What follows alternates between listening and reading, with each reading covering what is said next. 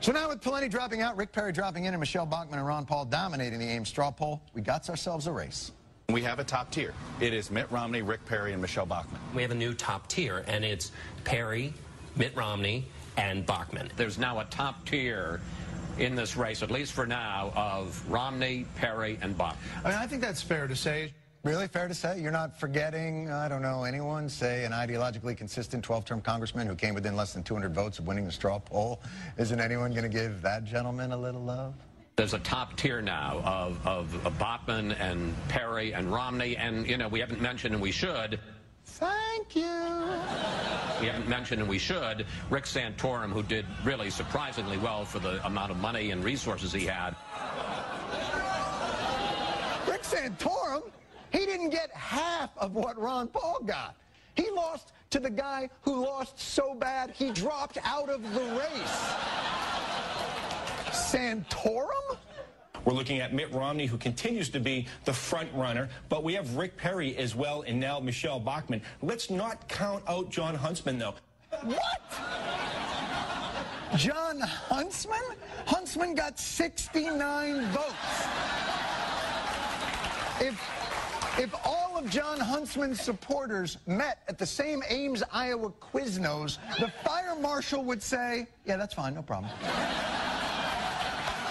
There's still some tables open in the back. Huntsman was the only Mormon running in the straw poll, and he came in second amongst Mormons. And by the way, this pretending Ron Paul doesn't exist for some reason has been going on for weeks. A new Gallup survey showing Rick Perry running second to Mitt Romney, knocking down Iowa favorite Michelle Bachmann to fourth. Behind who? Fourth behind who? How did Libertarian Ron Paul become the 13th floor in a hotel? Why? What's wrong with... He is Tea Party patient zero. All that small government grassroots business, he planted that grass. These other folks, they're just moral majorities in a tri-cornered hat. Ron Paul's the real deal, and Fox News should love this guy. But watch the disconnect between the debate moderators at Fox's Thursday debate and the debate audience. Iran does not have an air force that can come here, just like we did in Iraq. Build up the war propaganda. There was no Al-Qaeda in Iraq, and they had nuclear weapons, and we had to go in. I'm sure you supported that war as well. Yeah. Okay. It's time we quit this. It's time. It's trillions of dollars we're spending on these wars.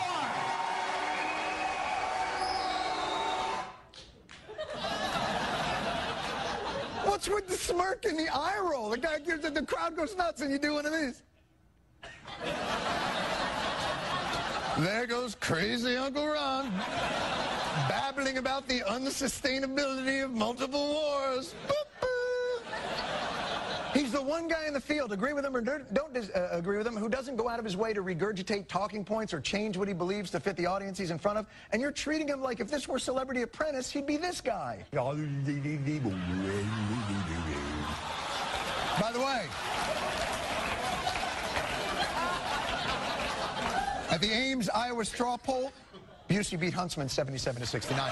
And even when the media does remember Ron Paul, it's only to reassure themselves how there's no need to remember Ron Paul. Right now, live, right next to the bus behind us, Ron Paul is speaking, and 7 of the candidates are here today. We have live pictures of Ron Paul, but you know what? We're talking about Sarah Palin, and we're talking about Rick Perry, the two people not in the race yet, Drew. And guess what, Paul? If you get video of Sarah Palin or get a soundbite from her, bring that back to us. You can hold the Ron Paul stuff.